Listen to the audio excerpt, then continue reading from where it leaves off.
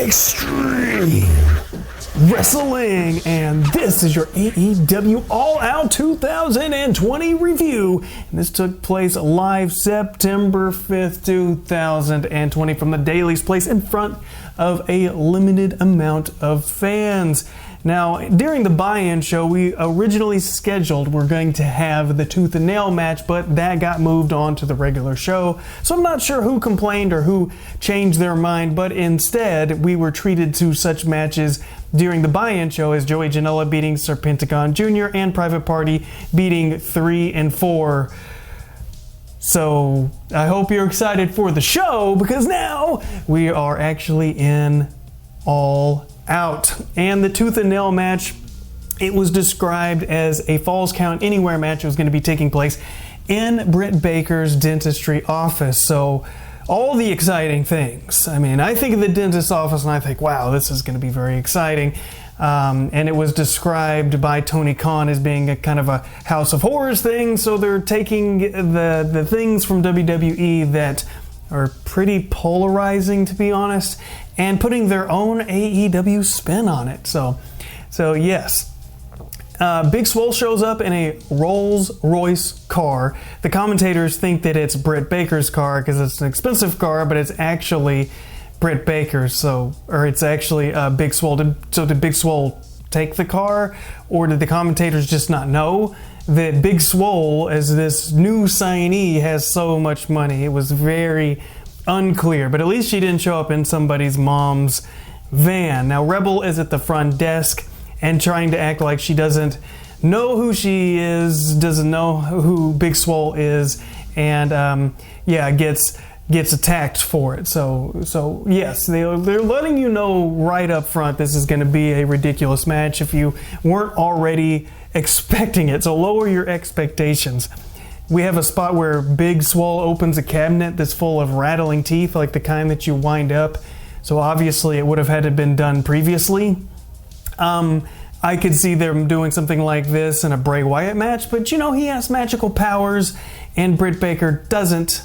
She is a wrestler / dentist.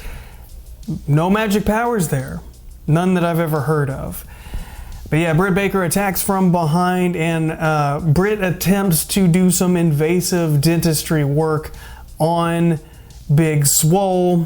This gets forwarded. They go outside. The commentators are silent for a lot of this because they really don't know what to say about this insanity. They fight on top of the golf cart. Reba gets thrown into a nearby dumpster, and they go inside, Britt Baker and Big Swole. Britt brings out a DeWalt drill. She's going to drill through her face, I suppose, but ends up drilling through a table. Britt brings out a syringe of Novocaine. My goodness, they're bringing out drugs and needles and injecting people with things. I thought, wow, this is not a good look, but they decided to do it anyways. And it's definitely some medical malpractice, if you ask me. But Britt gets the Novocaine used on her instead, and then Big Swole puts Britt Baker to sleep with laughing gas. But luckily, she's only out for a little bit, but she's out long enough to get beat. So that's how they decided to start off the show. Very cold, very silent, and yeah, well, now I see why they planned on putting this on the preliminary show, but then they decided against it for some reason.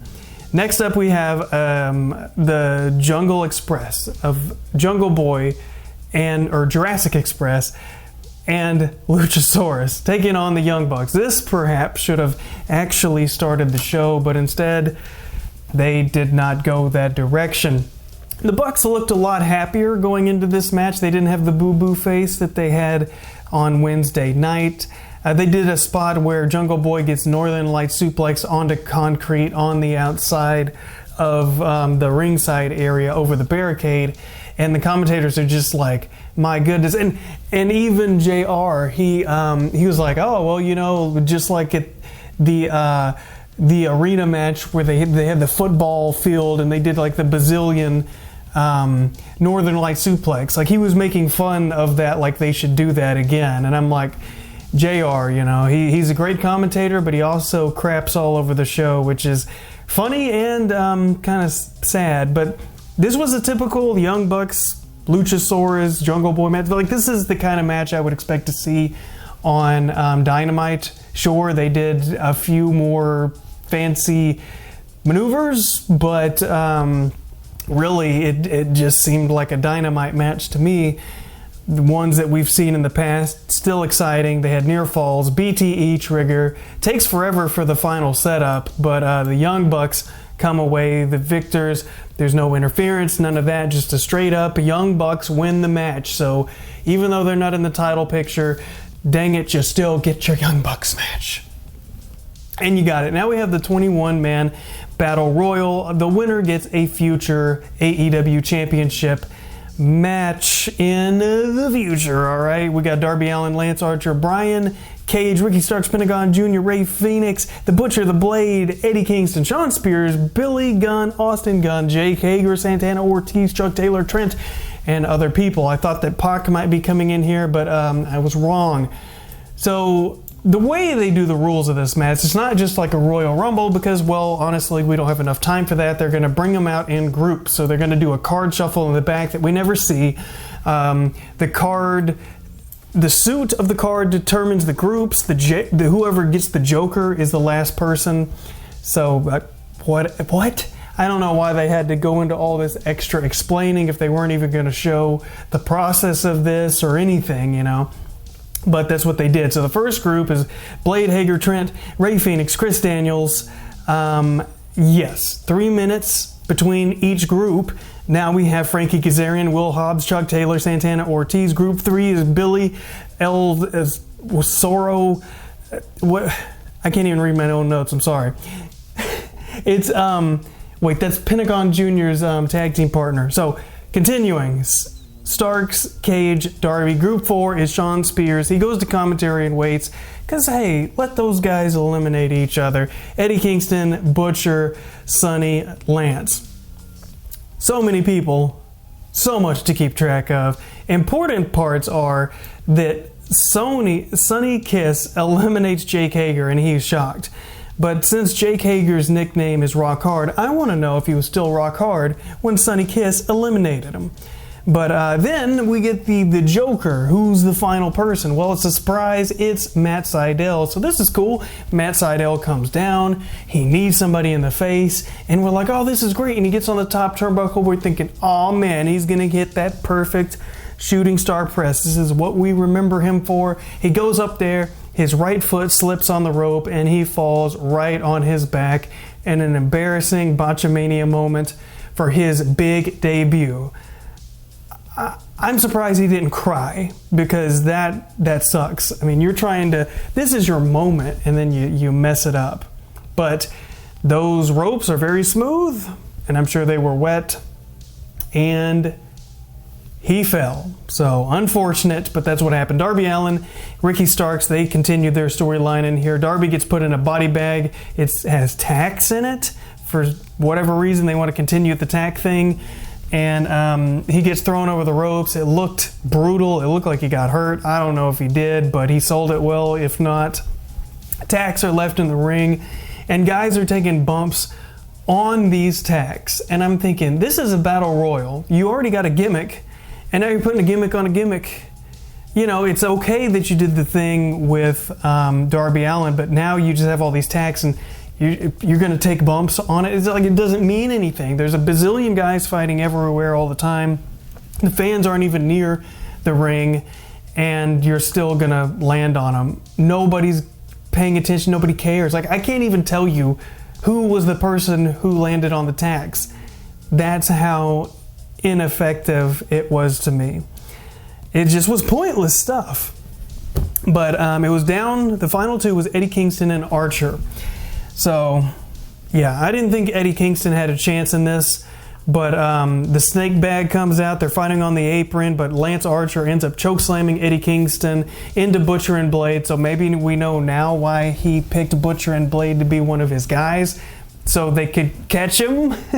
I'm sure that they have more planned with them. Or maybe it's that they don't know what to do with Butcher and Blade because they put him with the Bunny and people didn't love him because they had Allie with them. So that didn't really help anything. So now they're going to put him with Eddie Kingston because he can talk, and they're going to hope that that's going to get these guys over. Yeah, probably going to actually have to have some kind of plan with them first. All right, now we're going to go to the Broken Rules match. And if Hardy loses, he leaves. And man, this is this is the match. Yeah, so Matt Hardy versus Sammy Guevara. Now, they begin the match. Matt Hardy he's in the arena, and the fans can't see them. So they're starting off this match in the football arena field or whatever. So you have fans who have paid money, and I looked on the AEW site, and yeah, some of those tickets that were left are the only ones that were left are $350 plus. And they're nowhere even near the ring. Yeah, and you're going to pay all this money and not even see the action in front of you. It's just not a good idea. It was fine when there were no fans there, but now there are fans there. So by God, they paid money to watch it in front of them. They don't want to watch it on the screen, but they decided to start out there anyways so they could do some ridiculous spots. And yes, we'll get there. First, Sammy Guevara, he pulls up in a gator to run down Matt Hardy. They're kind of going back and trying to redo, follow up on that spot that happened. But it was in slow motion. It was ridiculous. It was stupid. I mean, slow motion gator coming at you. He's driving this golf cart, and then he runs into a empty box that was for some reason propped up. That made absolutely no sense. Then Matt Hardy and Sammy Guevara, they set up, they're up high, and there's a table, it's a merch table below. I think it was 2 tables next to each other. They fall through it, but Matt Hardy, he partially goes through the table, but also the back of his head smacks on the concrete. It looks brutal, and it was brutal, because come to find out, he actually did hit his head on this concrete. He was not getting up. He was not moving. It was very obvious that he was not okay. So, Sammy Guevara, I don't want to say that this was his fault at this point, because from what I have seen, and it's hard to go back and replay this stuff because, well, I just watched the show, and they don't just have clips of huge botches like this floating around instantaneously like they do their other stuff. But from what I saw, it looked like Matt was kind of in control of himself falling backwards. Now, after this, Sammy Guevara notices he's on the ground, and he knows something is wrong because he's not getting up. So he slowly takes off his jacket. He's doing his thing. Still fine. At this point, it's up to the medical professionals to figure this out. It's not Sammy Guevara's job at this point to make the assessment to be like, yeah, he is not cleared to wrestle. So they have the referee there. The referee is not wanting to continue. The medical professional is there. And even Sammy Guevara says, hey, count him out. Like, come on. And that's the right thing to do. That's the smart thing to do. Like, dude, if this match can't continue, let's just do something. But the problem is, if Matt Hardy actually does get counted out, then he can never wrestle again. And presumably, so they don't have to mess with that particular condition, they decide to not continue with that. So Matt starts getting up. It's very clear he should not be getting up. Sammy Guevara is trying to walk him over, and Sammy Guevara is kind of looking at him like, are you just selling really well, or are you really walking this badly? Because he doesn't really know at this point. So my thoughts are, as soon as he picks him up, it's obvious this dude cannot walk. And after the first or second time even, let's give him just the absolute benefit of the doubt. Matt Hardy said he's okay. It seems like he's okay. It seems like everything's all there in his head. But now he's getting up and maybe he's just selling too much. After he falls down that first or second time, it should be absolutely 100% without a doubt clear that this man should not continue. He should not be taking bumps. He should not be doing anything but being checked out. The man cannot walk. If you can't make steps, if you can't put one foot in front of the other, you cannot tell me that it is safe to continue a wrestling match, a hardcore wrestling match where they're not even around any sort of padding whatsoever. They are on straight concrete. So I don't care what Matt Hardy said. Matt Hardy said he wanted to continue. Matt Hardy said he was okay. It doesn't matter, because when you're concussed or you suspect somebody is concussed, who are you going to listen to? The medical professional? The referee? Possibly? You're definitely not going to take the advice of the person who has the problem with their body at this point, whether it's their brain, their body. They are incapacitated. You do not ask the injured person at that point, because they are not in the position to give you the correct answer. They're just not. But they continue with this. They go up into the crowd because they want to do this spot. At that point, after this point, they're like, you know what, forget this. We can't do it. And they actually do stop the match. And I'm like, okay, that's good. You know, I can't sit here and say, oh, well, hindsight, they should have known. They should have stopped. At this point, it's kind of, you know, it's a hard decision. But at least they stopped it. I don't know how. I don't know why. I don't know how it's even conceivable. But they decide to restart the match and continue, which is just insane. I don't care. Like, look, 20 years ago, yeah, Kurt Angle, Triple H, or Shane McMahon, or whoever gets a concussion and then they continue wrestling. Bubba Ray Dudley, you know, what was that, 2002? And they continue with the match. But the thing is, it wasn't smart then, and it's definitely smart now. The most recent example with The Undertaker at WrestleMania 30, it's not okay. It's dangerous. And especially after that, when he had to go to the hospital and Vince McMahon left WrestleMania to go to attend to him. It should be clear as crystal clear that you should not do something like this. And you should not continue a match. But they did it anyways. They went 15 feet in the air with somebody who could barely walk minutes ago and allow them to finish this match where Sammy Guevara falls through tables. I'm not going to criticize Sammy Guevara, because at this point I can't tell that he did anything wrong, but it sucks for him because he has hurt Matt Hardy in the past. And here he is again in the same feud, and he's hurting him again. So I feel horrible for him. He's having a really crappy year.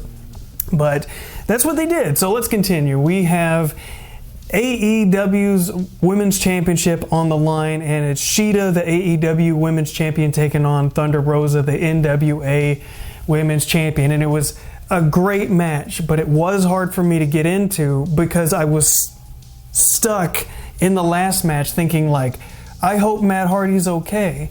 And we got updates later in the night that he is okay. So I hope so. You know, some of that really seemed like they were kind of trying to cover their tracks a little bit.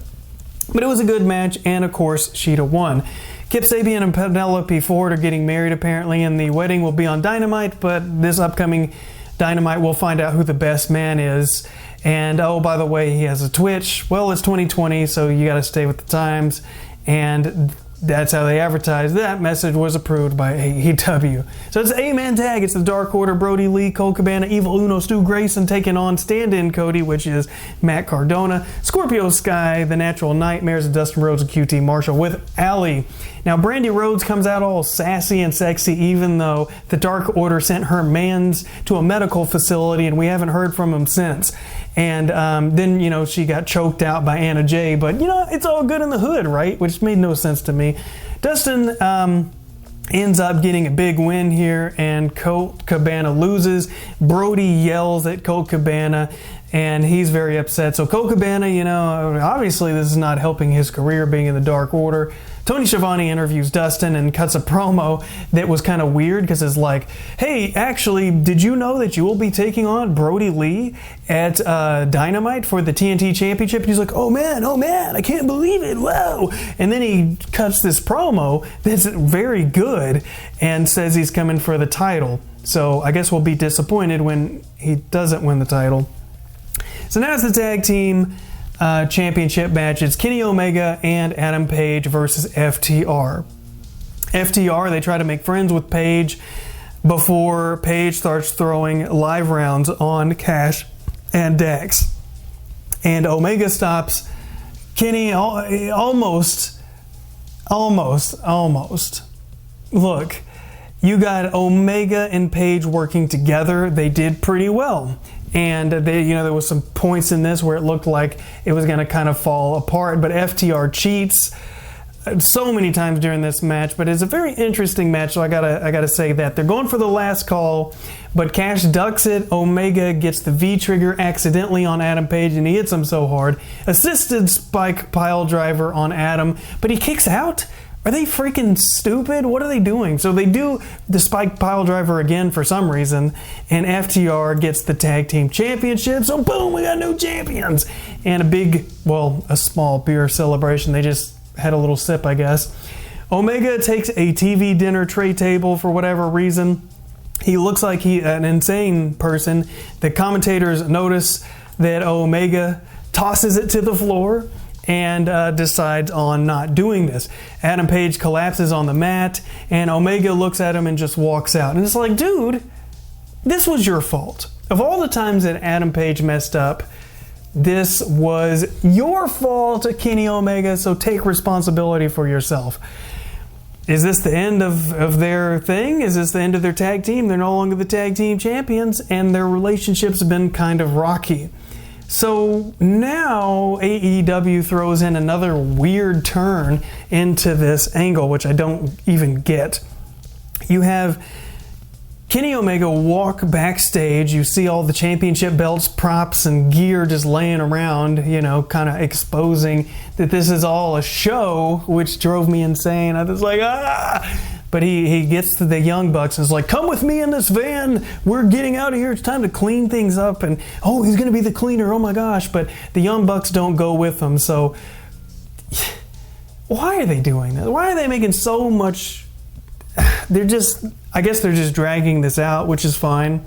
But I just want to see the Young Bucks take on FTR. That's all I want. But I have faith that they will get there eventually. And this is just some interplay they're going to do first. Going to have Adam Page and Kenny Omega go against each other. Whatever they're going to do. Oh, who are the Young Bucks? Oh, my gosh. Are they going to lose their friend? So you just got to put in some intrigue there. I got to take a little drink out of my Christmas 2002 cup. Oh, yes. That's like legitimate. I got that as a gift. It came with 3 of them, but they've all crashed and burned. I only got 1 of them left, so I better not break this thing. A little sip of coffee to get me going. All right, because it's late. This show went on so freaking long. It's the Mimosa Mayhem match. Okay. It is Chris Jericho versus Orange Cassidy. Pinfall submission or falling into the 580 gallons of mimosa.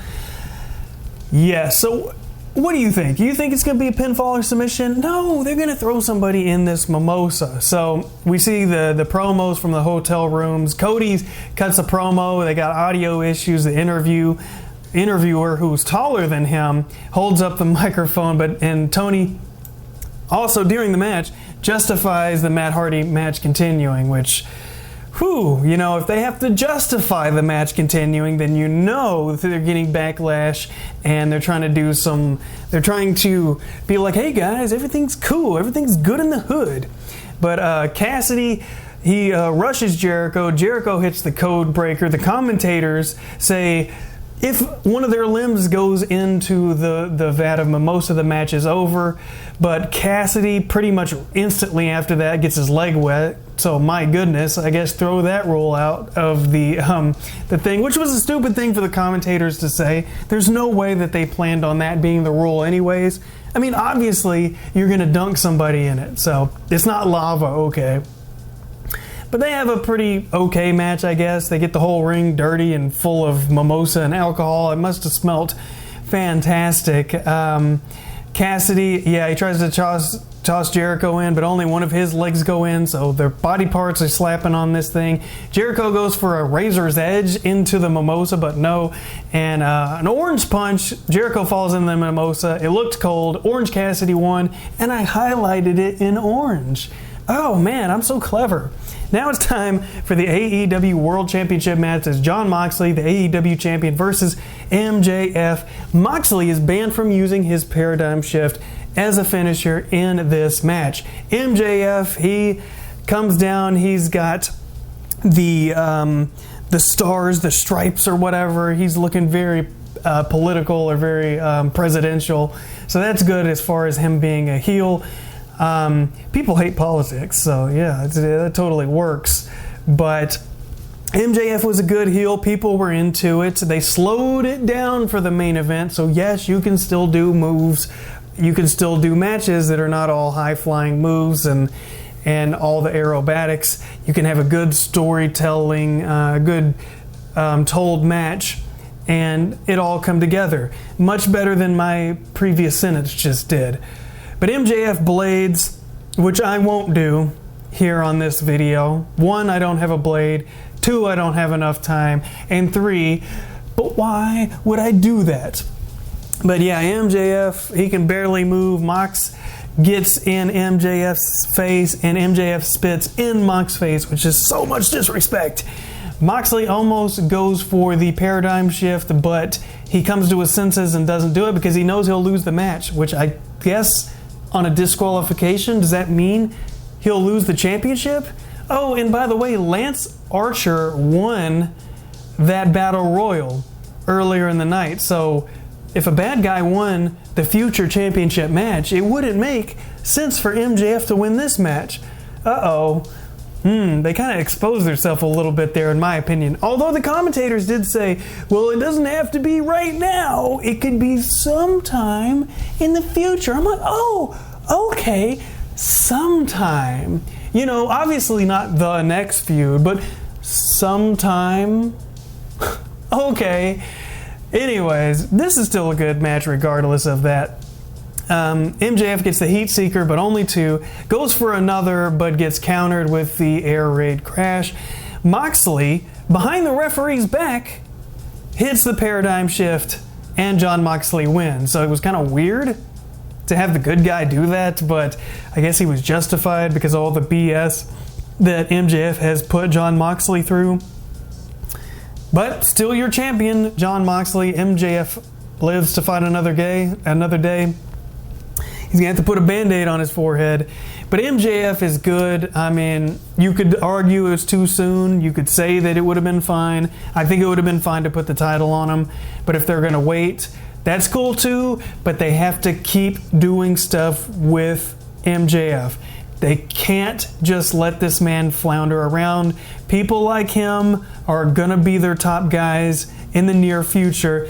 People like Adam Page as well. These are their future talents, and they got to build them properly. Them losing in a match like this, in this way, behind the referee's back, only allows room for future matches. So, honestly, I'm cool with it.